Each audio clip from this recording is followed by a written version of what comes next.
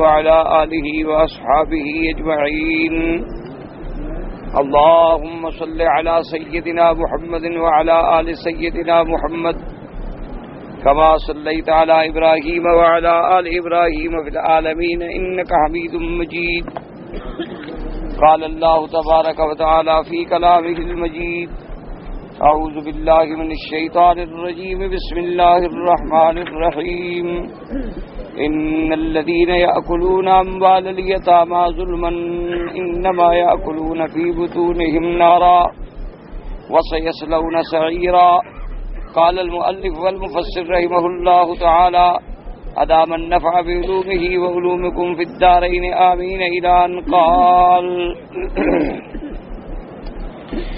ولهذا قال تعالى: إن الذين يأكلون أموال اليتامى ظلما إنما يأكلون في بطونهم نارا وسيصلون سعيرا. أي إذا أكلوا أموال اليتامى بلا سبب فإنما يأكلون نارا تتأجج في بطونهم يوم القيامة. اللہ تبارک و تعالی نے ارشاد فرمایا کہ جو لوگ یتیموں کا مال کھاتے ہیں ظلمن یعنی بغیر سبب ناجائز. ایک تو ہے نا کہ یتیم کے مال سے جائز فائدہ اٹھانا، وہ تو شریعت میں جائز ہے، کیونکہ اللہ نے خود حکم دیا کہ وَمَنْ كَانَ فَقِيرًا فَلْيَأْكُلْ بِالْمَعْرُوفِ، کہ اگر یتیم کا ولی جو ہے وہ مسکین ہے، غریب ہے، اور یتیم کی جائیداد کی نگہداری کر رہا ہے تو جائز قدر کھانا جائز ہے، یعنی جو ضرورت ہے قوت لا یموت اتنی تک جائز ہے. اب یہ ہے کہ جو لوگ بلا سبب اور نہ حق کھاتے ہیں یتیموں کے مال، ان کا حال یہ ہے گویا کہ وہ جہنم کی آگ کے انگارے کھا رہے ہیں، کیونکہ مآل یہی ہے کہ یہی مال جو ہے قیامت میں ان کے پیٹ میں آگ بن کے کھولے گا. اللہ تبارک و تعالی وہی سزا دیتے ہیں جیسا عمل کیا جائے. اللہ تبارک و تعالی معاف فرمائے. جیسے قرآن مقدس کے اندر آتا ہے: والذین یکنزون الذهب والفضة ولا ينفقونها في سبیل اللہ فبشرهم بعذاب علیم. اللہ نے فرمایا کہ جو لوگ سونے اور چاندی کا ڈھیر لگاتے ہیں اور اس میں زکوٰۃ ادا نہیں کرتے، اللہ نے فرمایا میرے مدنی صلی اللہ علیہ وسلم ان کو دردناک عذاب کی خبر دے دیں. یوم یحما علیہا فی نار جہنم فتقوی بہا جباہہم وجنوبہم وظہورہم ھذا ما کنزتم لانفسکم وذوقوا ما کنتم تکنزون. قیامت والے دن اسی سونے چاندی کو جہنم کی آگ میں پگھلا کے سلاخیں بنا کے ان کو داغ دیے جائیں گے کہ یہ وہ سونا چاندی ہے نا جس کے ساتھ تم جمع کرتے رہے اور زکوٰۃ ادا نہیں کی، جس سونے چاندی پر تم نے اتنا پیار کیا کہ اللہ کے حقوق بھی تم بھول گئے، آج اسی سونے چاندی کا مزہ چکھو. اسی سونے چاندی کو جہنم میں تپا کے جہنم کی آگ میں گرم کر کے سلاخوں سے ان کو داغ دیے جائیں. اسی لیے اللہ نے فرمایا کہ جو لوگ یتیموں کا مال کھاتے ہیں ظلمن، نتیجہ کیا ہے کہ وہی ان کے پیٹ میں جہنم کی آگ بن جائے گا. یأکلون فی بطونہم یتأجج، قیامت والے دن ان کے پیٹ میں کھولے گی وہ آگ. اور اس کے بعد جناب فرماتے ہیں وصف رحمۃ اللہ علیہ وفی الصحیحین من حدیث سلیمان بن بلال عن ثور بن زید سالم ابی الغیث عن نبی ہریرہ رضی اللہ تعالی عنہ ان رسول اللہ صلی اللہ علیہ وسلم قال: اجتنبوا السبع الموبقات. قیل یا رسول اللہ صلی اللہ علیہ وسلم وما هن؟ قال: الشرك بالله والسحر وقتل النفس التي حرم الله الا بالحق واكل الربا واكل مال اليتيم والتولي يوم الزحف وقذف المحصنات الغافلات المؤمنات. اب مفسر رحمۃ اللہ علیہ فرماتے ہیں کہ صحیحین کی حدیث کے اندر یعنی بخاری اور مسلم کے اندر یہ حدیث صحیح موجود ہے کہ ہمارے آقا سرکار دو جہاں صلی اللہ علیہ وسلم نے فرمایا اجتنبوا السبع الموبقات. حضور نے فرمایا کہ ان 7 گناہوں سے بچو جو آدمی کو برباد کرنے والے ہیں. موبقات مانا ہلاک کر دینے والے، برباد کر دینے والے.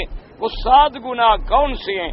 فرمایا الشرک باللہ، سب سے پہلا گناہ یہ ہے کہ اللہ کے ساتھ شرک کرے، اس کی الوہیت میں، اس کی ربوبیت میں، اس کے اسماء و صفات میں، اللہ کی ذات میں شریک کرے، یا اللہ کے صفات خاصہ میں شریک کرے، یا اللہ کی عبادت میں کسی کو شریک کرے، کیونکہ عبادت جو ہے یہ صرف اللہ کے لیے ہے۔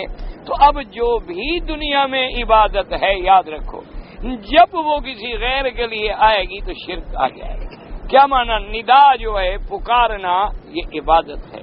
اگر اللہ کے سوا کسی غیر کو پکارا تو شرک آ جائے گا، یعنی آدمی یا اللہ اور یا نبی یا ملک یا جبرائیل یا پیر یا غوث، تو اللہ کے ساتھ ندا میں شرک آ گئے۔ اسی طریقے سے یاد رکھیں کہ نظر نیاز جو ہے یہ عبادت ہے، اگر اللہ کے سوا کسی غیر کی نظر مانی تو شرک آ گیا۔ اسی طرح قسم اٹھانا، اللہ کے سوا کسی غیر کی قسم اٹھائی تو شرک آ گیا۔ اسی طریقے سے قربانی دینا، قربانی اللہ کے لیے ہے، ان صلاتی و نسکی و محیایا و مماتی للہ رب العالمین۔ اگر کسی غیر کے نام پہ بکری، بکرا، مرغی، مرغا ذبح کیا، شرک آ گیا۔ اسی طریقے سے یاد رکھیں استغاثہ یعنی دکھ سکھ میں پکارنا، یہ صرف اللہ کی ذات کے لیے ہے۔ اسی طرح رکوع ہے، سجدہ ہے، طواف ہے، نظر ہے، نیاز ہے، خوف ہے، رجا ہے، یہ سب اللہ کی ذات سے۔ اللہ کے سوا اگر دل میں یہ ڈر رکھے کہ بھئی میرا مرشد مجھے برباد کر دے گا، میرا مرشد مجھے نقصان دے گا، یہ بھی شرک ہے۔ اسی طرح کسی غیر سے نفع کی امید رکھے کہ بھئی مجھے جو ہے میرا مرشد اولاد دے گا، میرا مرشد راضی ہو گیا تو نفع دے گا، تو یہ بھی شرک ہے۔ اس لیے سب سے بڑا گناہ کیا ہے؟ الشرک، شرک سے بچے۔ اگر بندے کی کسی چیز میں شرک آ گیا بندہ برباد ہو گیا، کیونکہ شرک ایسی بلا ہے کہ جس کی بخشش بھی نہیں ہوتی، اور شرک ایسی بلا ہے کہ اگر شرک پہ موت آ جائے اللہ نے اس پہ جنت حرام کر دی ہے کہ مشرک کبھی جنت میں داخل نہیں ہو سکتا۔ اس لیے حضور نے فرمایا کہ برباد کرنے والے جو گناہ ہیں ان میں سب سے بڑا گناہ کیا ہے؟ الشرک باللہ، یاد کر لیں۔ اور دوسرا گناہ کیا ہے؟ السحر، جادو کرنا یا جادو کروانا، جادو سیکھنا، جادو پر عقیدہ رکھنا، جادو کسی کے خلاف کروانا، کسی پر خود جادو کرنا، یہ بھی شرک کے برابر گناہ ہے۔ یعنی انسان اللہ تبارک و تعالی معاف فرمائے، حدیث پاک میں آتا ہے من تسحر فقد کفر، جو آدمی جادو کرتا ہے اور جادو پہ یقین رکھتا ہے وہ کافر ہو جاتا ہے۔ اللہ تبارک و تعالی ہر مسلمان کو سحر سے بچائے، جادو سے بچائے۔ جادو ہے دنیا میں، سحر علم ہے، علم حرام ہے لیکن ہے، اس لیے اس سے بالکل دور رہے۔ خاص طور پہ یاد رکھنا، یہ جتنے لوگ ہوتے ہیں نا جی، نہ نماز ہے، نہ روزہ ہے، نہ حج ہے، نہ زکوٰۃ ہے، اور بعد عمل کرتے ہیں تو کام ہو جاتے ہیں، یہ شاعر ہوتے ہیں، دراصل یہ جادوگر ہوتے ہیں، یہ سفلی علم ہوتے ہیں، اور سفلی علوم جتنے بھی ہیں وہ حرام ہیں۔ علوم وہ ہوتی ہیں جو علوی ہوں، جن کا تعلق قرآن سے ہو یا حدیث محمد مصطفیٰ صلی اللہ علیہ وعلا آلہ و اصحابہ وسلم تسلیما کثیرا کثیرا۔ اور اسی طرح یاد رکھیں کہ یہ جتنے لوگ ہوتے ہیں نا جی کہ ایک مرغا لائیں اور اس کے خون سے ہم نے لکھنا ہے، ایک سیاہ رنگ کا بکرا لائیں اس کے خون سے، یہ سب جادو کی قسمیں ہیں۔ اور اسی طرح جو آدمی کبھی تویز لو نا اور پوچھے اچھا جی نام کیا ہے لڑکے کا، اچھا جی نام فلاں، اچھا اس کی ماں کا نام کیا ہے، تو سمجھ لو کہ یہ بھی جادو کی قسم ہے، کیونکہ اسلام کا حکم ہے باپ کے ساتھ۔ یہ جو ماں کا نام پوچھ رہا ہے تو مانا یہ عادات کے کسی چکر میں پڑے گا، علم العادات سے اس کے حساب نکالے گا کہ یہ عدد کبیر ہے اور یہ عدد صغیر ہے، اور ابجد میں اب جدہ ہوئے ذا پتہ نہیں کل من کیا کیا بلائے ہوتی ہیں، الف کے اتنے ہیں، با کے اتنے ہیں، تین کے اتنے ہیں، تو یہ بھی اسی قسم کا ایک نوع ہے، اور اس پر عقیدہ رکھنا جو ہے وہ کفر اور شرک ہے۔ یہ بات ہمیشہ یاد رکھیں، ایسے لوگوں سے بچا کریں۔ اور جادو سے بچنے کا علاج کیا ہے؟ اللہ توفیق دے تو مدینہ منورہ جائیں تو کھجور لے لیں، اجوا، ماشاء اللہ 7 دانے کھا لیے تو اللہ زہر سے بھی بچا لیتے ہیں۔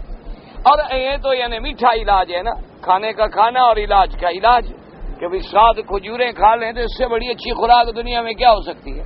کھجوروں میں دنیا کا ہر وٹامن اللہ نے رکھا۔ اچھا دوسری اور کھجور بھی مدینے کی، سبحان اللہ، اس کا کیا مقابلہ ہو سکتا ہے؟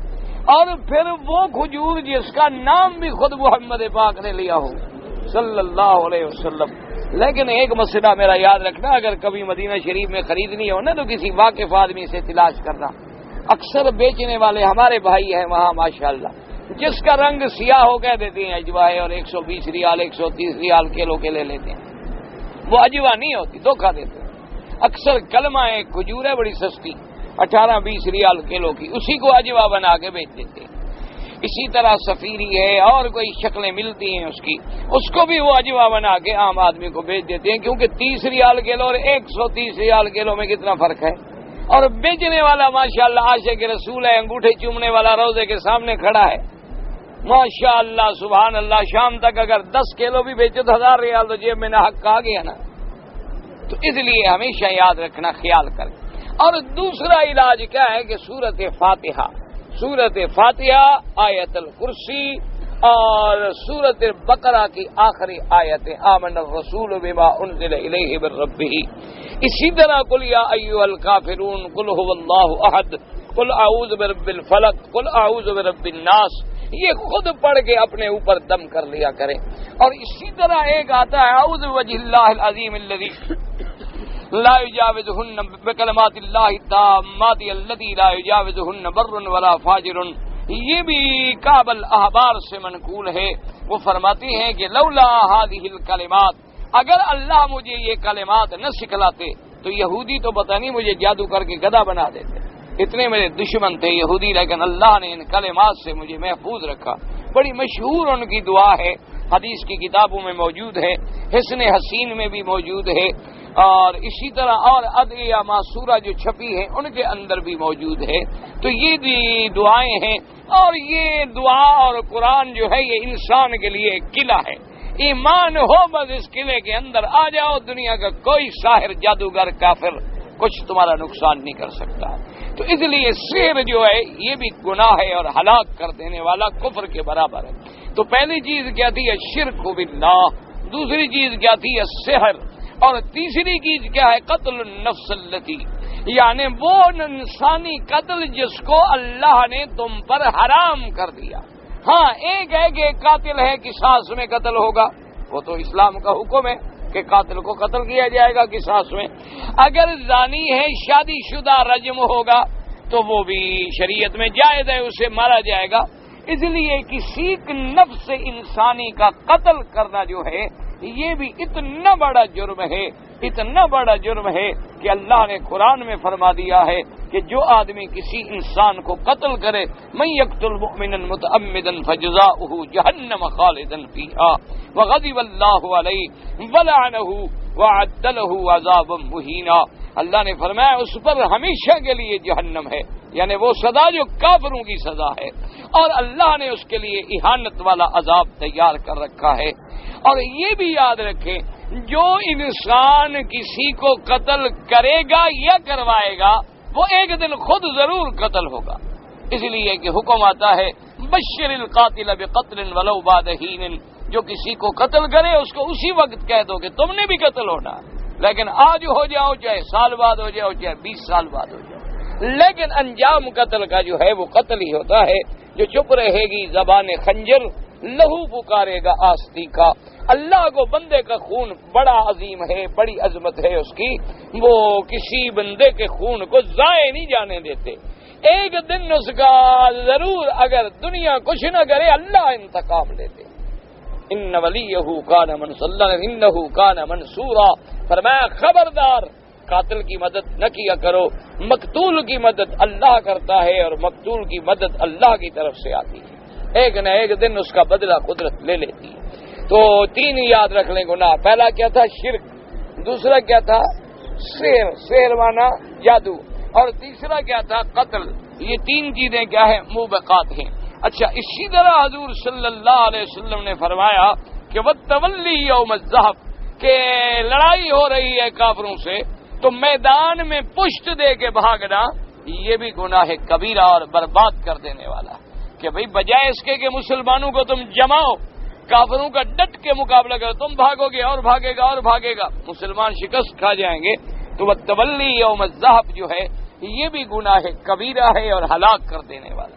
اور اسی طرح فرمایا وقذف المحصنات الغافلات المؤمنات، کہ وہ عورتیں جو پاک ہیں، ایمان والیاں ہیں، بالکل جن کو گناہ کا پتہ ہی کوئی نہیں، ان پر تہمت لگانا زنا کی، یہ بھی اتنا بڑا گناہ ہے جو آدمی کو برباد کر دیتا ہے، یعنی کسی عورت پہ ناحق تہمت لگا دینا۔ جیسے آج کل اللہ معاف فرمائے رواج ہو گیا ہے کہ اگر خدا نہ کرے بیوی نے کوئی کھڑکی بھی کھول لی بیچاری نے اتفاق سے، یا کیا اور ٹیلی فون سن رہی تھی اور رکھ دیا، ہاں لازماً کسی اس کے نعوذ باللہ دوست کا ٹیلی فون ہوگا، ایسے تہمتیں لگا دینا، یہ تہمتیں آدمی کو برباد کر دیتی ہیں، ہلاک کر دیتی ہیں، اور گناہ کبیرہ کا آدمی مرتکب ہوتا ہے جب تک کہ آدمی کے پاس دلائل اور شواہد نہ ہوں۔ اور اسی طرح فرمایا وَأَكَلَ مَالَ الْيَتِيمِ، اور یتیم کا مال کھانا جو ہے یہ بھی گناہ برباد کر دینے والا، ہلاک کر دینے والا۔ وَأَكَلَ مَالِ الرِّبَا، اسی طرح سود کا مال کھانا جو ہے، سود کا پیسہ کھانا کھلانا، دینا دلانا، لکھنا لکھوانا، گواہی دینا، سب برابر کے مجرم ہیں۔ یہ نہیں کہ صرف سود کھانے والا گناہگار ہے، کھانے والا بھی گناہگار، کھلانے والا بھی گناہگار، لکھنے والا بھی گناہگار، لکھوانے والا بھی گناہگار، گواہی دینے والا بھی گناہگار، حتیٰ کہ علماء نے لکھا ہے اس عمارت کے اندر رہنے والا بھی گناہگار، اس کے سائے کے نیچے بیٹھنے والا بھی گناہگار، اور حتیٰ کہ اتنا سخت گناہ ہے کہ بعض کتابوں میں تو ایسا بھی ذکر آتا ہے کہ اس کا ادنا گناہ سود کھانے کا یہ ہے جیسے کوئی اپنی ماں سے 70 بار زنا کرے۔ اچھا اب تم خود اندازہ کرو جو لوگ سود کھاتے ہیں وہ کبھی ہمارے لیے دین اسلام لا سکتے ہیں جب ان کا پورا بدن ہی حرام سے بنا ہو؟ اور آج تو بھائی ایسا انتظام کر دیا گیا ہے، صدق رسول اللہ، میرے مدنی پاک سچے، میرے مدنی کا فرمان سچا، سرکار دو جہاں سچے، اللہ کے کروڑوں صلاۃ و سلام۔ حضور نے فرمایا ایک وقت ایسا آ جائے گا کہ اگر سود نہیں کھاؤ گے دھواں تیرے ناک میں بھی چلا جائے گا، یعنی جتنا سود سے بچو گے، جتنی کوشش کرو گے ایسا ظالم جال پھیلائیں گے کہ کسی نہ کسی طرح اس کا دھواں تو تیرے ناک میں بھی آ جائے۔ اب یہی دیکھ لو، حج سے زیادہ بڑی عبادت ہے کوئی؟ اب جب ہم حج کرنے کے لیے آتے ہیں تو پیسے کتنے مہینے پہلے جمع ہوتے ہیں؟ ذرا گھر میں بیٹھ کے ذرا تقسیم کر کے دیکھ لینا، 1 لاکھ آدمی کا اگر 55,000 فی آدمی داخل کیا جائے بینک میں، 1 لاکھ بندے کا کتنا پیسہ بنے گا؟ یہ ذرا گھر بیٹھ کے ضرب دینا۔ اچھا پھر یہ پیسے 6 مہینے پہلے داخل ہو گئے، کیوں داخل ہو گئے؟ کہ جن بینکوں میں رکھے جائیں گے ان سے سود لیا جائے، اور وہ سود کہاں خرچ ہوگا؟ انشاءاللہ حاجی صاحب پر، حج منظور۔ اسی لیے تو دیکھ رہے ہو نا لاکھوں آدمی آتے ہیں لبیک اللہم لبیک، نتیجہ کوئی بھی نہیں۔ اسی لیے آپ دیکھیں نا کہ 20 لاکھ آدمی کھڑا دعائیں مانگ رہا ہے کہ اللہ مسلمانوں کی مدد کر، اور مسلمان ہر جگہ ذلیل ہو رہا ہے، ہر جگہ مسلمان ذبح ہو رہا ہے، مسلمانوں کی عصمتیں لٹ رہی ہیں، جانیں لٹ رہی ہیں، خون بہ رہے ہیں، یعنی مسلمان کی قیمت اس وقت نعوذ باللہ ایک جانور کے برابر بھی نہیں۔ بعض ملکوں میں کتا مارا جائے، بلی ماری جائے تو وہ لوگ کھڑے ہو جاتے ہیں کہ ہمارے ملک میں بلی کیوں ماری گئی، کتا کیوں مارا گیا؟ مسلمان کے خون کی اتنی قیمت بھی باقی نہیں، اور 20 لاکھ آدمی دعائیں کر رہا ہے، دعا منظور نہیں ہوتی۔ وجہ کیا ہے؟ اندر حلال ہو تو دعا بھی منظور ہو۔ ٹھیک ہے ہم نے حرام نہیں کھایا، لیکن ہمارے اندر زبردستی داخل کر دیا گیا کسی شکل میں کہ وہ سود کے پیسوں کی ہمیں دوا ملی، ہم نے گولی کھا لی۔ ہم نے سود نہ کھایا، سود کھانے والے بینک نے ہمیں ماشاءاللہ زمزم پینے کے لیے 1 پیالہ کپا دے دیا، ہم گلے میں لٹکا کے بڑے فخر سے لبیک اللہم لبیک، اور گل میں لعنت۔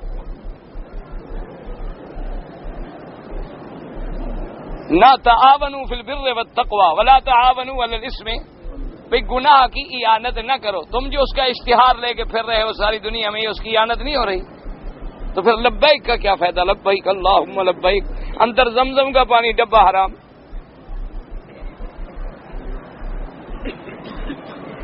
ماشاءاللہ چھتری کسی نے پکڑی ہے، کسی نے پیٹی باندھی، کسی حاجی صاحب نے تھیلا مفت میں مل گیا۔ مفت میں کوئی دیتا ہے؟ پاگل ہو گئے ہیں۔ اگر 1,00,000 حاجی کو اللہ کے بندے ایک گلاس بھی دو 1 ریال کا، 1,00,000 ریال کون خیرات کرتا ہے؟ پاگل ہو گیا۔ وہ سود کا پیسہ ہے تمہارا ماشاءاللہ۔ اور وہ اگر اشتہار دے نا جی بینک، ایک اشتہار پہ اس کو $1000 خرچ کرنے پڑے گے۔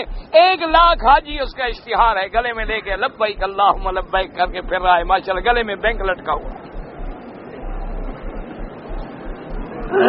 کس کا حج ہے؟ کہاں کا حج ہے یہ؟ بس دعا کرو اللہ ہمارے گناہ معاف کر۔ باقی ہم نہ بھی کھانا چاہیں، ایسے حالات پیدا کر دیے گئے ہیں کہ کسی نہ کسی شکل میں وہ حرام ہمارے اندر ضرور چلا جاتا۔ ہم جی شراب نہیں پیتے، ٹھیک ہے ماشاءاللہ جی، شکر ہے مسلمان شراب نہیں پیتا۔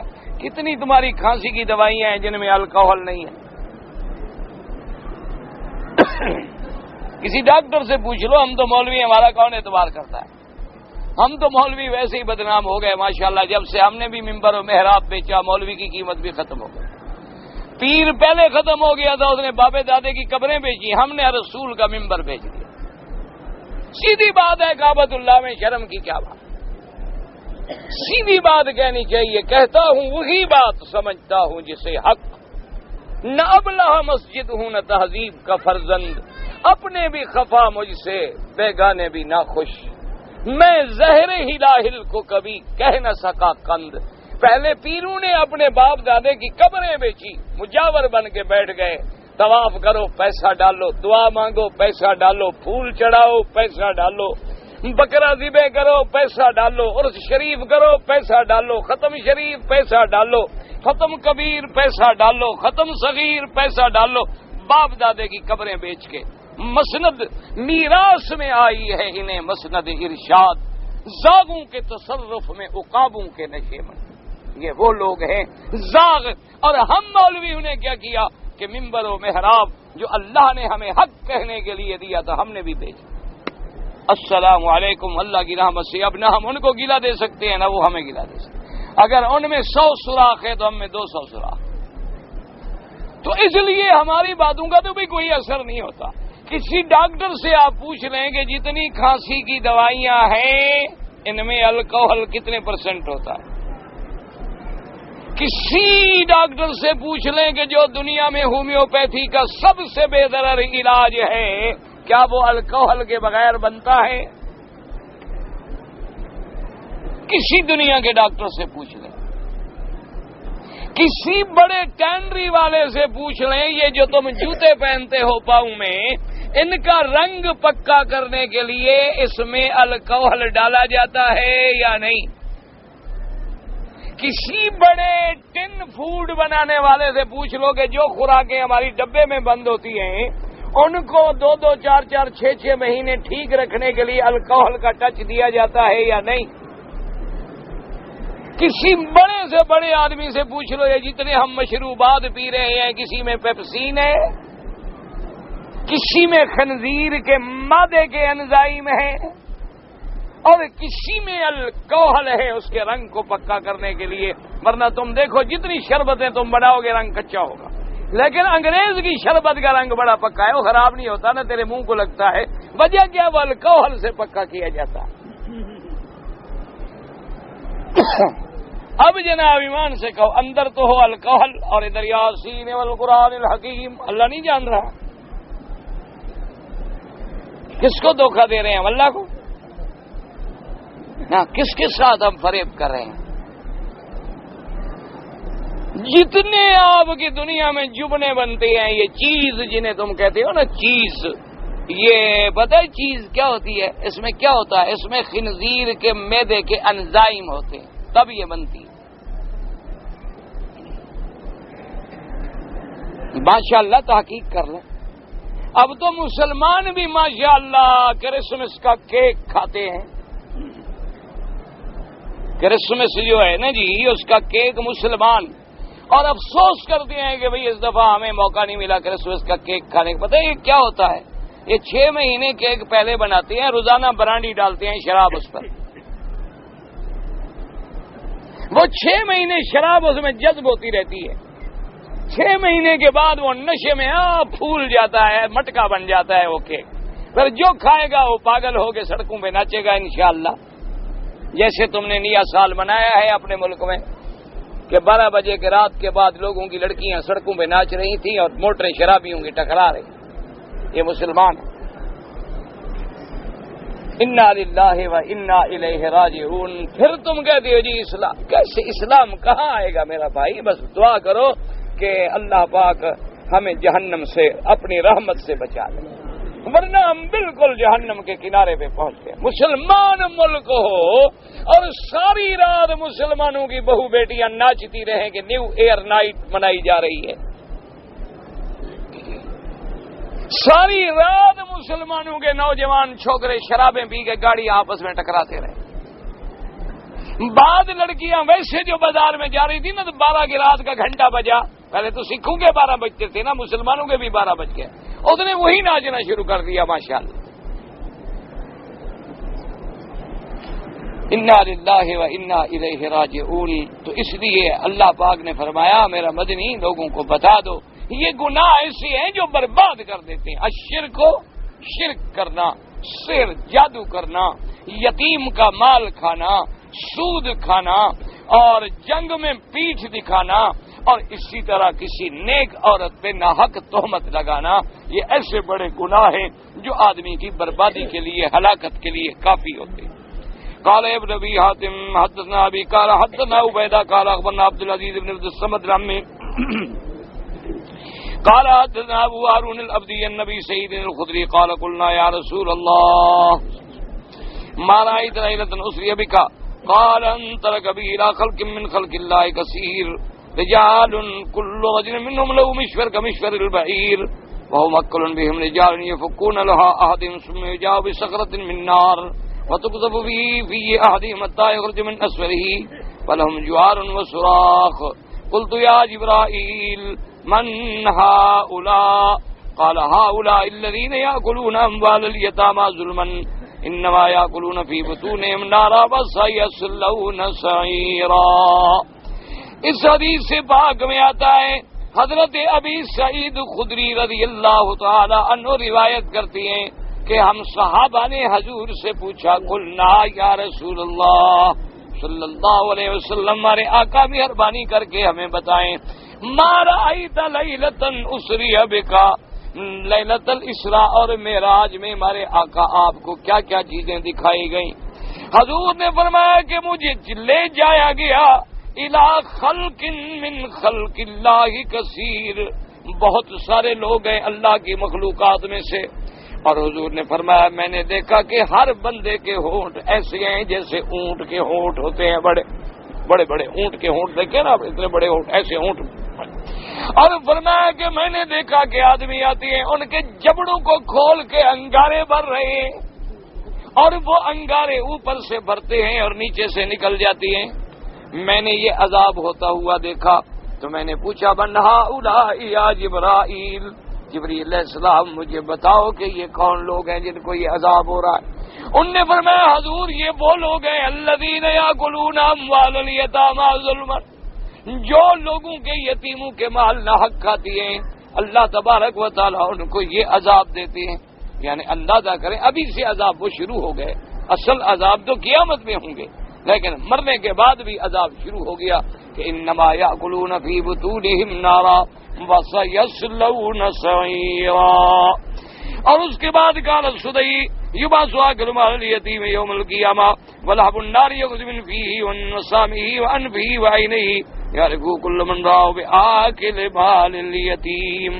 حضرت سدی فرماتی ہے کہ قیامت والے دن جو لوگ یتیموں کے مال کھاتی ہیں ان کو ایسے قبروں سے اٹھایا جائے گا کہ ان کے منہ سے بھی آگ نکلتی ہوگی، ناک سے بھی آگ نکلتی ہوگی، کانوں سے بھی آگ نکلتی ہوگی، آگ کے شعلے نکل رہے ہوں گے اور تمام معاشر والے جان لیں گے کہ یہ وہ بدبخت ہے جس نے یتیموں کا مال کھایا تھا، وہ مال جو ہے انگارے بن کے ان کے اندر سے نکل رہا ہو۔ اور اس کے بعد جناب فرماتے ہیں وقال ابن مردوئی حدثنا اسحاق بن ابراہیم بن زید قال حدثنا احمد بن عمرو قال حدثنا عقبہ بن مکرم قال حدثنا یونس بن بکیر قال حدثنا زیاد بن منذر عن نافع بن الحارث النبي برزة أن رسول الله صلى الله عليه وسلم قال يبعث يوم القيامة القوم من قبورهم تأجج فاهم نارا قيل يا رسول الله قال من هم قال ألم تر أن الله قال إن الذين يأكلون أموال اليتامى ظلما إنما يأكلون في بطونهم نارا وسيصلون سعيرا. قیامت والے دن ایک ایسی قوم بھی قبروں سے اٹھائی جائے گی جن کے منہ سے انگارے نکل رہے ہوں گے، آگ کی لپٹیں اور شعلے نکل رہے ہوں گے. صحابہ نے پوچھا منہم یا رسول اللہ، وہ کون لوگ ہوں گے جن کو یہ عذاب ہوگا؟ آپ نے فرمایا خدا کے بندے تم نے قرآن نہیں پڑھا؟ ان الذین یاکلون اموال الیتامی ظلما انما یاکلون فی بطونہم نارا وسیصلون سعیرا، کہ جو لوگ یتیموں کے مال کھاتے ہیں بلا سبب، یتیموں کے مال کھاتے ہیں ناحق، وہ گویا کہ جہنم کے انگارے کھا رہے ہیں، اور اصل عذاب تو ان کو آگ جہنم میں جلانے میں دیا جائے گا، آگ پہ انہیں پکایا جائے گا. سلی کہتے ہیں جیسے کسی کو آگ میں یعنی سیخ میں ڈال کے آپ اپنے بکرے کو پکاتے ہیں نا، ایسے جہنم کی آگ میں ان کو انگاروں پہ پکایا جائے گا. اللہ تبارک و تعالی ہر مسلمان کو عذاب سے بچائے. آج کتنے لوگ ہیں جن کے اندر یتیموں کا مال ہے؟ آج کتنے لوگ ہیں جن کے پیٹوں میں بیوہ عورتوں کے مال ہیں؟ آج کتنے لوگ ہیں جن کے پیٹوں کے اندر غریبوں مسکینوں کے مال ہیں؟ آج کتنے لوگ ہیں جن کے اندر رشوت کا، حرام کا، ربا کا، سود کا مال ہے؟ آج کتنے تمہارے یہ بڑے بڑے جگیردار، بڑے بڑے سرمایہ دار، یہ بڑے بڑے جتنے دار ہیں، ان سب کی جائیدادیں جو ہیں یہ مال حرام ہیں. الا قلیلا من عبادی الشکور، مگر چند تھوڑے بندے ہوں گے جن کو حلال سے جائیداد ملی، ورنہ سب جائیدادیں ظلم سے ہیں. دیکھو نا، تم محنت کرتے ہو، تمہاری جائیداد کیوں نہیں بن جاتی؟ ایک ٹھنڈے دل سے کبھی غور کیا کرو بھی، تمہارے ہمارے والدین نے بھی تو محنت کی، قربانیاں دی، وہ تو کبھی 100 کلا بھی زمین نہ بنا سکے، اور ان کے پاس 20 ہزار ایکڑ، 50 ہزار ایکڑ، 1 لاکھ ایکڑ، یہ کہاں سے بنے ہیں؟ یاد رکھو ان کا 2 وجوہات ہیں. اصل وجہ کیا ہے کہ جن لوگوں نے اسلام سے غداری کی، انگریز سے وفاداری کی، انگریز نے اپنی عملداری میں ان کو جگیریں دی بطور انعام کہ بھئی تم ہمارے وفادار ہو، تم نے ہماری بڑی خدمت کی ہے اور یہ جگیر تمہارے نام ہے. یہ اصل جگیریں جو ہے نا، جتنی بڑے بڑے سجادے، بڑے بڑے مخدوم، بڑے بڑے ذمہ دار، بڑے بڑے جگیردار، یہ سب انگریز کے ٹوٹی تھے، انگریز کے بوٹ پالش کرنے والے، انگریزوں کے ذلہ خوار. یہ غدار ابن الغدار ابن الغدار ابن الغدار ہیں. ان کو جو سر کے خطاب ملے، کسی کو ڈاکٹر کا خطاب ملا، کوئی مولوی تھا تو اس کو شمس العلماء کا خطاب ملا، کسی کو مسیحا کا خطاب ملا، کسی کو کوئی خطاب ملا. یہ انگریز نے ایسے خطاب نہیں دیے تھے، ایسے ایوارڈ نہیں دیے تھے. تمہارے کتنے مسلمان ہیں جن کو ایوارڈ ملتے ہیں، لیکن قادیانی کو کیوں ملتا ہے؟ وہ سب سے بڑا سائنسدان ہوتا ہے. وجہ کیا ہے کہ انہوں نے کافر کو دینا ہے، چاہے نام کا مسلمان لاکھ دفعہ ہو جائے. انہوں نے ان کو دینا ہے اعزاز جو اندر سے ان کا ہے، اوپر سے چاہے لاکھ دعویٰ کرتا رہے اسلام. اسی طرح اور دوسری جائیداد کن کی بنتی ہے کہ تنخواہ تو ہے تھانے دار صاحب کی 3000 روپے، لیکن اوسطاً رشوت ہے روز کی 3 لاکھ روپے، تو مہینے میں بن گیا 90 لاکھ. تو وہ سال بھی موقع لگ جائے کسی اچھے تھانے پر تو 12 کروڑ کی جائیداد بن گئی. اسی طرح جو کسٹم میں لگا ہو انشاءاللہ جب بھرتی ہو گیا ہے تو پینٹ ادھاری مانگ کے آتا ہے یا لنڈے سے پہن کے آتا ہے. 2-3 جہازوں پہ موقع مل جائے تو انشاءاللہ پھر ڈیفنس میں کوٹھی. انا للہ و انا الیہ راجعون. آج کل ہم تو اخباریں پڑھتے ہیں جی، کہتے ہیں ثبوت کا نہیں ہے، پر تو خدا کے بندے چور کبھی رسید لکھ کے جاتا ہے کہ میں چوری کر کے جا رہا ہوں، مجھے آ کے پکڑ لینا. ثبوت کی کیا ضرورت ہے؟ ایک ہی ثبوت ہے. جیسے وہ حضرت یہاں جب بادشاہ آئے تو ظلم تھا، جب ملک عبدالعزیز آئے رحمت اللہ علیہ تو ظلم تھا، یعنی کوئی آدمی مکے سے مدینہ منورہ نہیں جا سکتا تھا، راستے میں اس کو قتل کرتے تھے، ڈاکو لوٹ لیتے تھے. ملک ابن عبدالعزیز کی اللہ قبر پہ رحمت کرے، اس نے جناب بیٹھ کے معلومات لیے کہ کون کون کون کون ڈاکوؤں کا بڑا ہے، سردار ہے، کیوں؟ چور کو نہ مارو، چور کی ماں کو مارو، ورنہ ماں موجود ہے تو اور چور زندگی انشاءاللہ 2 سال میں۔ اس نے جناب یہ ہے کہ ماشاءاللہ وہ جو بڑے بڑے تھے نا سب ڈاکوؤں کے سردار، ان کو بلایا اور سب کے سر کاٹ کے لٹکا دیا۔ وہ دن اور آج کا دن، آپ مدینے جائیں سونا لے کر الحمدللہ کوئی خطرہ نہیں، رات میں جائیں دن میں جائیں، گاڑیاں چل رہی ہیں، موٹریں چل رہی ہیں، تھک جاؤ ریت پہ گاڑی کھڑی کرو سو جاؤ۔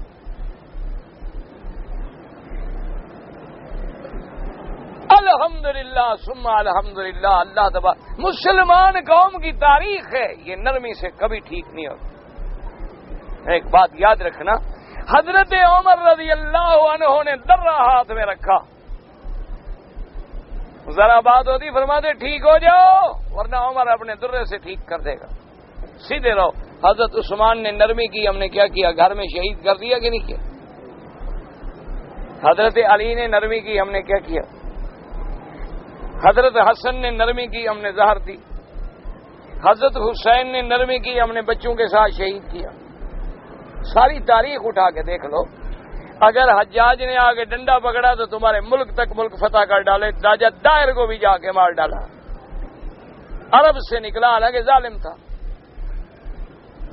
جابر تھا ظالم هذه الامہ، اس امت کا ظالم آدمی، لیکن غیرت کا یہ عالم تھا کہ 4 لڑکیوں نے خط لکھ کے بھیجا دیبل سے، جو کراچی کہلاتی ہے، کہ ہم مسلمان ہیں اور راجہ داہر ہندو ہے، ہم اس کی قید میں ہیں، مسلمانوں کی عصمت سے کھیل رہا ہے، کیا مسلمان بغیرت ہو گئے؟ اس نے یہاں سے اپنے بھتیجے کو حکم دیا محمد ابن قاسم کو، سے مار مار کے جا کے جناب سندھ کا علاقہ فتح کر دیا۔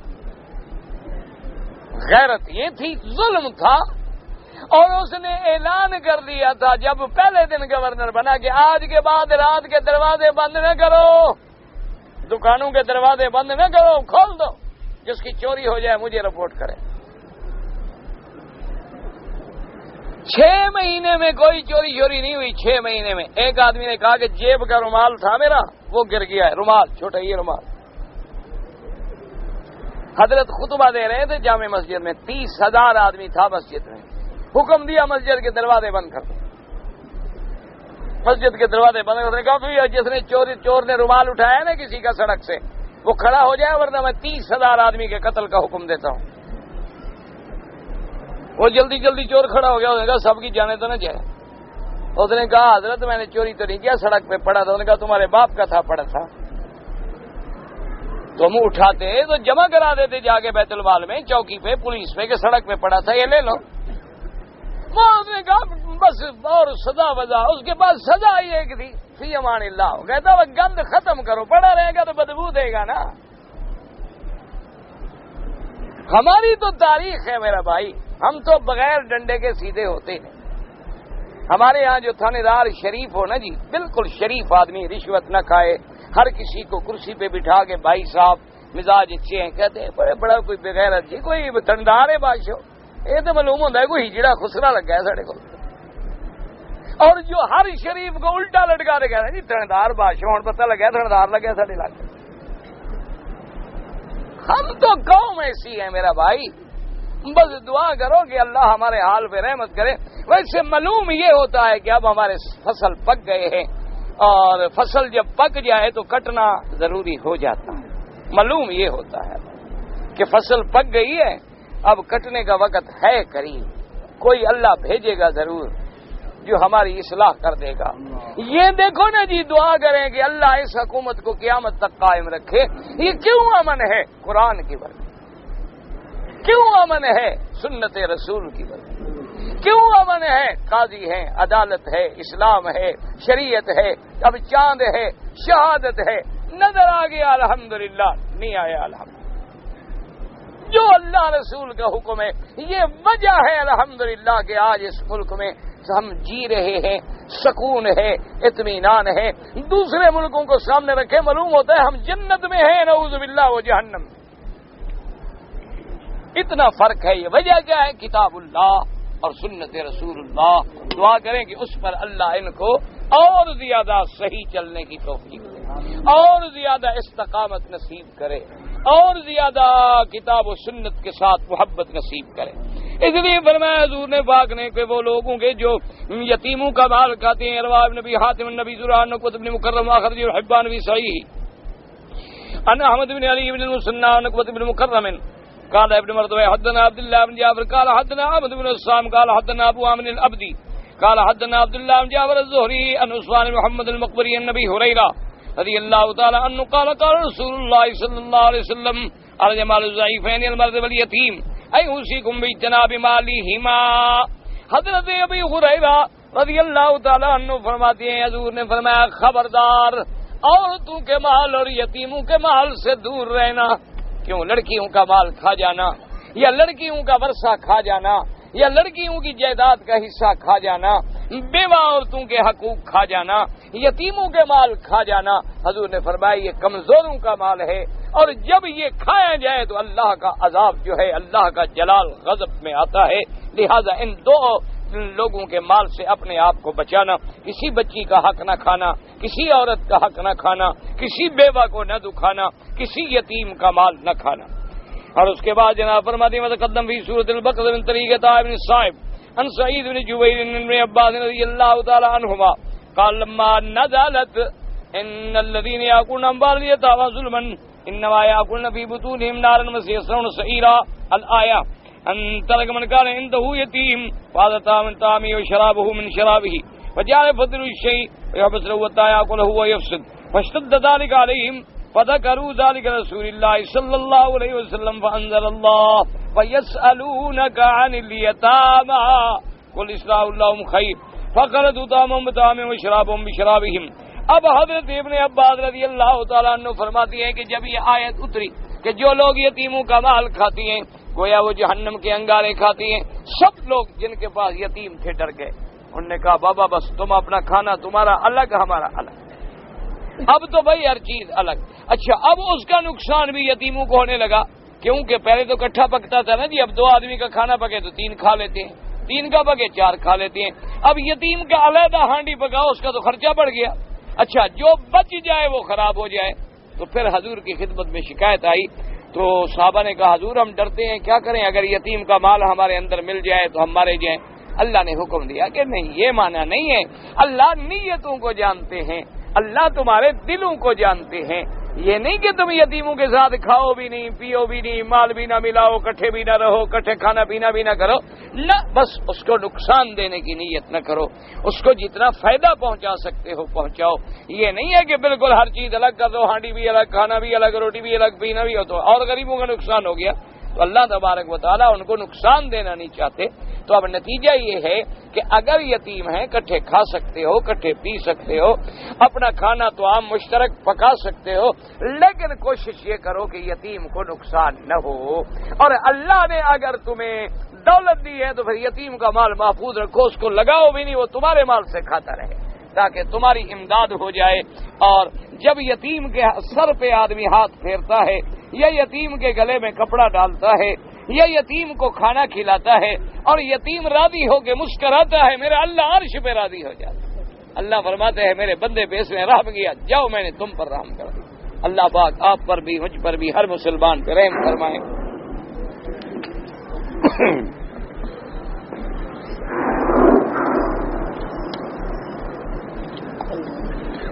ایک آدمی مدینہ منورہ سے احرام باندھ کے آ رہا تھا. راستے میں اس کے کاغذات جب چیک ہوئے تو کاغذات ٹھیک نہیں تھے، واپس کر دیا گیا تو اس نے احرام کھول دی. بھئی یہ مسئلہ اچھی طرح سمجھ لیں، اس میں ہمارے بہت سارے لوگ مبتلا ہوتے ہیں. مثلا ایئرپورٹ سے احرام باندھ لیا، فلائٹ کینسل ہو گئی تو وہی احرام کھول دیتے ہیں، یہ منع. احرام باندھ لینے کے بعد 2 رکعت پڑھ لی، لبیک پڑھ لیا، نیت کر لی، اب احرام تم نہیں کھول سکتے جب تک کہ ایک بکری بطور دم اللہ کے حرم میں ذبح نہ کی جائے، تمہیں اطلاع ملے، پھر تم احرام سے نکلو اور پھر جب اللہ موقع دے تو احرام قضا کرو. یا دوسرا طریقہ یہ ہے کہ میرے پاک نبی نے سرکار مدینہ سے ایک بی بی نے پوچھا کہ حضور میں احرام پہ جانے والی ہوں لیکن مجھے تکلیف ہے، مجھے اندیشہ ہے کہ راستے میں اتنی تکلیف ہو جائے کہ میں عمرہ نہ کر سکوں یا حج نہ کر سکوں.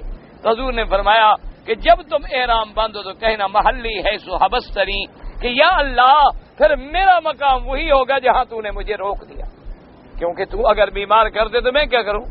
تو پھر اس کا فائدہ یہ ہوتا ہے کہ وہی احرام کھل سکتا ہے اور آدمی دم سے بھی بچ سکتا ہے. اچھا، امام ابو حنیفہ رحمۃ اللہ علیہ تو اتنے سخت ہیں، وہ کہتے ہیں مثلا کراچی سے تم نے احرام باندھ لیا، آگے تمہارے پاسپورٹ میں کوئی غلطی نکل آئی، تم رک گئے، وہ کہتے ہیں احرام نہیں کھول سکتے. کسی دوست کو ٹیلی فون کریں، وہ مکے میں تمہاری دم احسار ذبح کریں، ذبح کر کے تمہیں اطلاع دے، پھر احرام کھولو سر منڈا کے، ورنہ احرام میں رہو چاہے مہینہ لگ جائے. باقی ائمہ کے نزدیک اتنی گنجائش ہے، وہ فرماتے ہیں دم تو دینی پڑے گی، لیکن وہ کہتے ہیں جہاں تم رک گئے وہی دم دے دو، وہی دم دے دو، بال منڈا لو سر کے اور احرام کھول دو. دیکھا میرے مدنی پاک جب آئے اور کافروں نے روک دیا تو حضور پاک نے وہی بکرے ذبح کیے، وہی اونٹ ذبح کیے، سر منڈایا، واپس تشریف لے گئے. پھر عمرۃ القضاء کرنے کے لیے آپ تشریف لے آئے اور عمرہ قضا کیا. تو اس لیے اچھا اس بندے کو روک دیا گیا، اس نے بھی احرام کھول دیا، لیکن 2 گھنٹے میں کسی عالم نے مسئلہ بتلا دیا اور کاغذ بھی ٹھیک ہو گئے، احرام باندھ گیا تو بچ گئے الحمدللہ. تم پر دم نہیں ہے، لیکن آئندہ تمہیں کھولنا نہیں چاہیے تھا. لوگوں نے یہ سمجھا چادریں باندھ لو، کھول دو، مذاق ہے. جب چاہا باندھ لیا، جب چاہا کھول دیا. ہمارے یہاں تو بس اب دین ایک تماشا ہے نا جی. ماشاءاللہ آپ دیکھیں ملتزم پہ کھڑے ہیں، کیسے لوگ رو رہے ہیں، دیکھیں نہیں، یا اللہ یا اللہ. پھر انشاءاللہ داتا صاحب کی قبر پہ جاؤ، وہاں بھی کھڑے رو رہے ہیں، داتا تیری نگری، داتا تیرا نفع نقصان کا مالک تو ہے. وہاں جاؤ شہباز قلندر، وہاں بھی کھڑے ہیں، علی کا پہلا نمبر. یعنی وہ ملنگ دیکھو اپنا گانا گا رہا ہے، مسئلہ بیان کر رہا ہے، ابو بکر کا پہلا نمبر نہیں، علی کا پہلا نمبر ہے.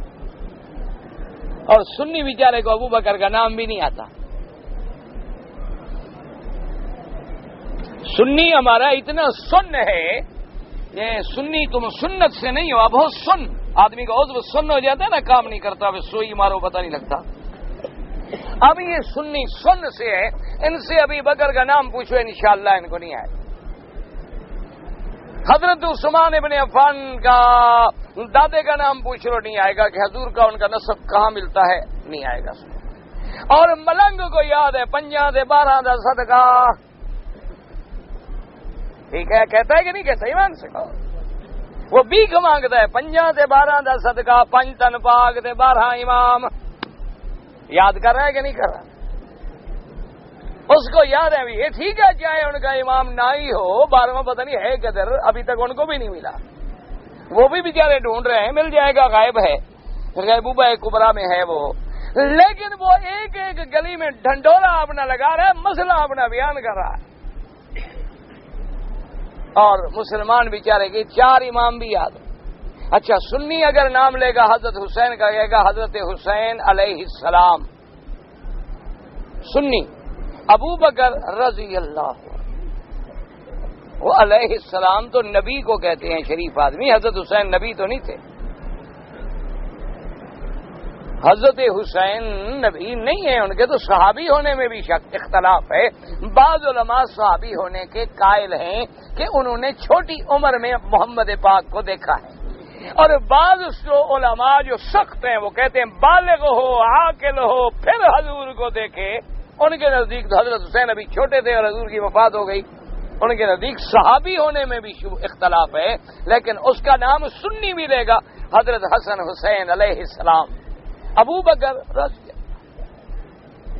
اچھا جب نام لے گا تو کہے گا امام حسین، حالانکہ کبھی وہ مسجد کے امام بھی نہیں بنے. ابو بکر جو صحیح معنی میں امام ہے، کبھی کہا امام ابو بکر، کبھی کہا امام عمر. کیوں؟ سنی سن ہے نا.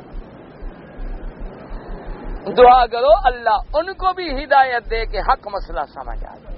اللہ ہمیں بھی ہدایت دے کہ ہم حق پہ ثابت قدم رہیں. جھگڑا کسی سے نہیں، بغض کسی سے نہیں، دشمنی کسی سے نہیں.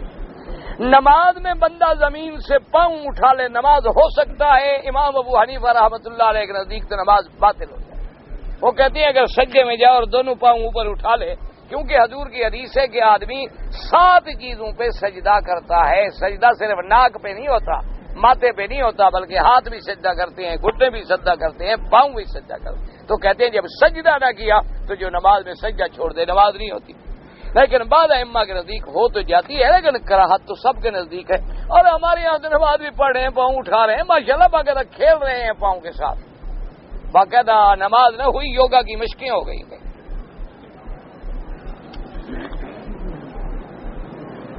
الجہاد و ماذن الی یوم القیامہ، یعنی ہوگا انشاءاللہ. اب یہ تو نہیں کہ 24 گھنٹے ہوتا رہے گا، یعنی ہو رہا ہے کسی کونے میں ہوگا، لیکن آپ عام طور پہ چیز نہ ہو، کل قلیل و کل معدوم شمار ہوتی ہے. ہندا نام رکھا ہے بچی کا، کوئی بات نہیں. ہندا حضور کی چاچی کا نام تھا، ابو سفیان کی بیوی کا نام ہندا تھا. حضور نے حکم نہیں دیا کہ نام بدل دو، اگر غلط نام ہوتا تو حضور بدل دیتے. کئی لوگ ایسے آئے حضور کے سامنے، آپ نے نام پوچھا، آپ نے کہا نہیں نام بدل دو، تمہارا نام ٹھیک نہیں. تو ہندا جو ہے یہ حضور کی چچی ہے اور ابو سفیان رضی اللہ تعالی عنہ کی بیوی ہے. اور یہ وہی ہندا ہے جس نے حضرت حمزہ کا جگر بھی چبایا تھا. لیکن بعد میں اللہ نے اسلام نصیب کر دیا، بات ختم ہو گئی. لیکن تھی بڑی ماشاءاللہ با کمال عورت، بڑی با کمال. وہ کہتی ہیں حضور جب صفا مروا پہ بیٹھے ہوئے بیعت لے رہے تھے تو مجھے ڈر تھا کہ میری حضور بیعت قبول نہیں کرے، کیونکہ میں نے سیدنا حمزہ کو قتل کرایا تھا. اور مجھے ڈر تھا کہ اگر حضور کو پتہ چل گیا نا یہ وہی ہندا ہے، حضور حکم دے دیں گے ٹکڑے ٹکڑے کر دو. اس لیے وہ کہتی ہیں کہ میرا قد بڑا لمبا تھا، کرشی خاندان کی عورت تھی، سردار تھی. تو کہتی ہے میں عورتوں میں ذرا یوں چھپ کے بیٹھ گئی تاکہ حضور کو نظر نہ آ جاؤں. چاچی تو ہے حضور کی. تو حضور پاک نے جب یہ شرطیں پڑھی کہ یا ایھا النبی اذا جاءک المؤمنات اللہ یشرکن باللہ شیئا ولا یسرقن، شرک نہ کریں، چوری نہ کریں. تو بی بی ہندا کہتی ہے مجھ سے صبر نہ ہوا. میں نے کہا حضور عورت کو اگر خامد پیسے نہ دے اور وہ خامد کے پیسوں سے کچھ تھوڑے بہت اٹھا لیا کرے کھانے پینے کے لیے، یہ بھی چوری ہے. تو آپ نے فرمایا لعنت ہندا، تم ہندا بول رہی ہو. تو بی بی کہتی ہے میری سانس نکل گئی کہ اب حضور نے مجھے پہچان لیا. میں نے کہا ہاں میں ہندا ہوں. آپ نے فرمایا کوئی ایسی بات نہیں، اگر قدر ضرورت اٹھا لے تو وہ چوری نہیں ہوتی. ابو سفیان بھی موجود تھے، انہوں نے کہا حضور جو اس نے میرا مال اٹھایا میں نے معاف کیا. تو اس کے بعد حضور نے فرمایا کہ لا یسرقن ولا یزنین، اور تیسری شرط یہ ہے کہ عورت مسلمان ہونے کے بعد زنا نہ کرے. تو بی بی ہندا بول پڑی، اس نے کہا حضور ایسی شرطیں کیوں لیتے ہو ہم سے؟ بیعت میں جو آپ شرط لے رہے ہیں کہ عورت زنا نہ کرے، اب تذن الحرۃ یا رسول اللہ، یہ کوئی شریف عورت بھی زنا کر سکتی ہے؟ زنا کرنا تو کمینے لوگوں کا کام ہے، زنا کرنا تو غلاموں کا کام ہے. کوئی حرہ عورت بھی زنا کر سکتی ہے، ایسی شرط کیوں کر رہے ہیں آپ ہم سے؟ ہم تو زنا کا سوچ بھی نہیں سکتے. حضور نے فرمایا اللہ کا حکم ہے. تو نے کہا ٹھیک ہے جی قبول. اللہ نے فرمایا ولا یقتلن اولادہن، خبردار اپنی اولادوں کو عورت قتل نہ کرے. کیا مانا کہ پیدا ہو مار دیا، یا پیٹ میں ہے اسقاط کرا دیا، یا پہلے گولیاں کھا کے مار دیا. تو جب اس دن حضور نے یہ شرط رکھی تو بی بی ہندا بول پڑی. چاچی تھی نا جی، آخر چاچی ہے کتنی بڑا. کہنے لگی یا رسول اللہ ہمارے بچوں کو سرداروں کو تو آپ نے بدر میں مار ڈالا، ہمارے بچوں ہم سے وعدہ لے رہے ہیں کہ قتل نہ کرو، آپ نے تو قتل کر دیا بدر میں. چاچی ہے، یہ باتیں چاچی کہہ سکتی ہے، ماں کے برابر ہے نا، اور کون کہہ سکتا ہے. تو حضور نے فرمایا وہ تو میرے ساتھ لڑنے آئے تھے، میں نے ان کو ایسے قتل کر دیا تھا.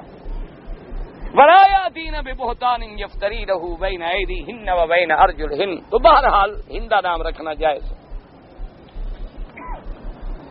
میں نے اپنی بیوی کو عمرے پہ بلایا ہے، اس کا حج جائز ہے، عمرہ جائز ہے تو حج کیوں جائز نہیں؟ تم تنگ آ گئے ہو تو بھیج دو. بعض لوگ بیچارے بلا کے غلطی کر بیٹھتے ہیں نا، بیوی کو بلا لیا نا، کسی دوسری کی بیوی کو بلاتا مسئلہ بھی نہ پوچھتا. اللہ کے بندے حج جائز ہے، خاوند ساتھ ہے، حج کیوں جائز نہیں؟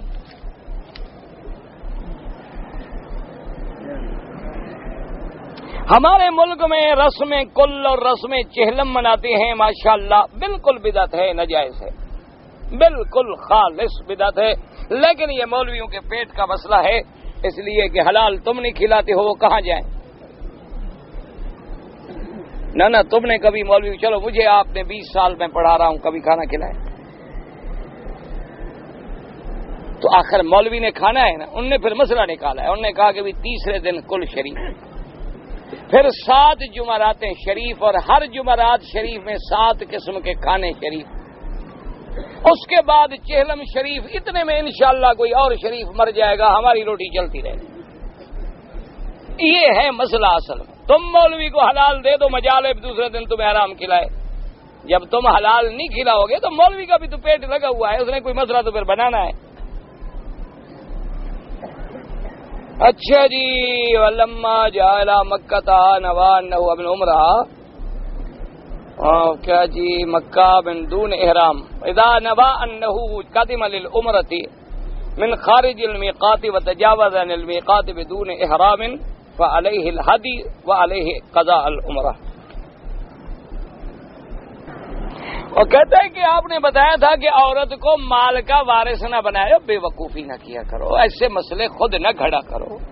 میں نے کہا تھا کہ اپنے پیسے عورتوں کے ہاتھ میں نہ دیا کرو کہ خامند کے بجائے عورت انچارج ہو دولت کی، یہ بات، یہ نہیں کہ وہ وارث بھی نہ بنے، یہ بات نہیں کہ اس کی جائیداد ہو تو اس کی مالک بھی نہ بنے، یعنی جائیداد تیری ہے اور تو یتیم شوہر پیچھے ہاتھ باندھ کے پھیر رہا ہے، اس کے پرس میں سارا پیسہ ہے، یہ منع ہے۔ یہ تو نہیں ہے کہ عورت مالک نہ بنے، وارث جب وہ سمجھدار ہو اپنی جائیداد کی حفاظت کر سکتی ہو، ٹھیک ہے، ورنہ اس کے ہاتھ میں مال نہ دو، مال خامد اپنے تصرف پہ رکھے، جو عورت کا مال ہے، حق المال ہے، میراث ہے، جائیداد ہے، وہ کیوں نہ مالک بنے؟ بات کو سمجھا کرو۔ ایک ہے مال، جیسے یتیم وارث ہے، لیکن جب تک بڑا نہ ہو جائے، سمجھدار نہ ہو جائے، اس کو مال نہ دو، اس کا معنی یہ تو نہیں کہ اس کو میراث بھی نہ دو۔ لوگ خود پھر ترجمہ بنا لیتے ہیں نا۔ جہیز میں والد کی طرف سے جو جائیداد ملتے ہیں زیور، وہ عورت کے ہیں۔ گھر کے خرچے کے لیے عورت کو اگر پیسے دیں بالکل دیں، اگر وہ ٹھیک خرچہ کریں، اگر وہ سارے پیسے گھر بھیج دیتی ہو تو پھر خود کنٹرول کرو۔ یہ تو حالات پر ہے نا میرا بھائی۔ مقصد یہ ہوتا ہے کہ عورتوں کو بلا وجہ اتنا مسلط نہ کرو کہ ساری دولت حساب کتاب عورت کے ہاتھ میں، مرد بدھو کا بدھو ہے۔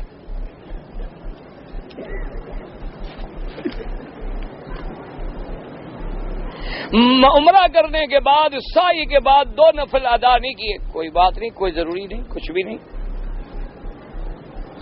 اگر عورت مسجد عائشہ اکیلی چلی گئی، غسل وغیرہ کر کے حرم میں آ کے طواف عمرہ کیا، عمرہ ٹھیک ہے اس کا، لیکن بغیر محرم کے نہ جائے تو زیادہ بہتر ہے۔